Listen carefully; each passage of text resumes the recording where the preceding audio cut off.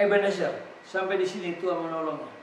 Kembali berjumpa dengan saya, Pendeta Jonathan Eful Pulalang, pada hari Kamis tanggal 8 Februari tahun 2024. Mari kita berdoa.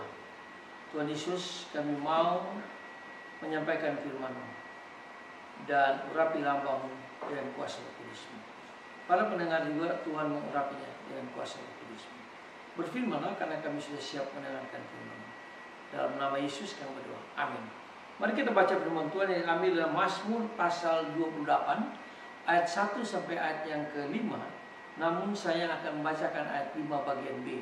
Firman Tuhan berkata begini: Allah akan menjatuhkan musuh. Berbahagialah kita membaca, mendengar, dan melakukan firman Allah. Tema kita pada hari ini adalah musuh dari dalam. Nah, saudara-saudara yang saya kasih dalam nama Tuhan Kristus, pemazmur mengalami tekanan besar. Ia merasa tidak berdaya dan berada dalam kepungan musuh yang berjaya, yang luar biasa banyaknya. Tidak dijelaskan siapa musuhnya, namun dari ayat 3 kita bisa menduga bahwa musuh ini bukan musuh dari luar, tetapi musuh dari dalam, yang ramah dengan teman-temannya, yang kelihatannya bersahabat, tetapi hatinya penuh dengan kejahatan, penuh dengan rancangan-rancangan yang jahat. Nah, saudara-saudara yang saya kasih dalam Yesus Kristus, dikira teman, dikira sahabat, namun ternyata musuh dalam selimut. Dapat kita bayangkan kekesalan hati pemazmur ketika menyadari situasinya yang seperti itu.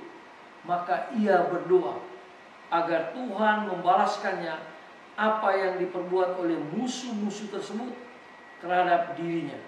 Dan dengan demikian ia dapat terbebas dari kepungan musuh yang luar biasa yang berjaya itu.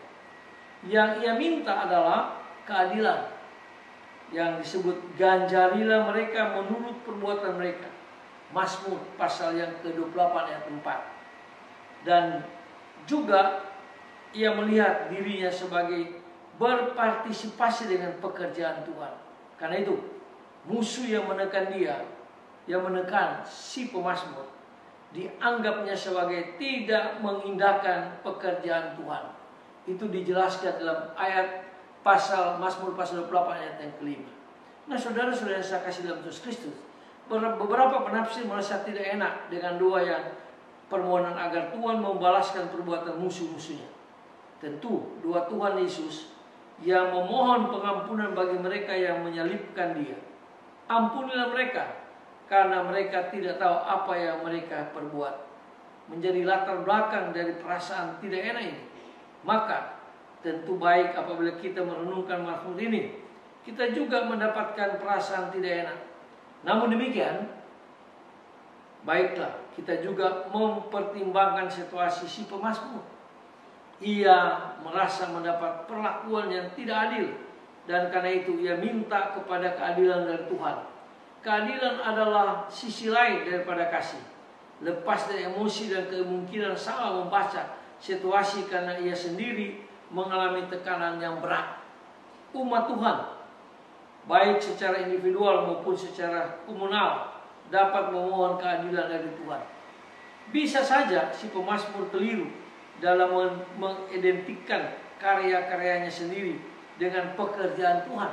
Namun di pihak lain, orang yang berjuang untuk dapat melaksanakan pekerjaan-pekerjaan yang baik dan berguna untuk masyarakat maupun dirinya sendiri, tentu dapat saja mengevaluasi kegiatan-kegiatan tersebut sebagai partisipasi dalam pekerjaan Tuhan dengan waspada terhadap kemungkinan-kemungkinan salah mengevaluasi.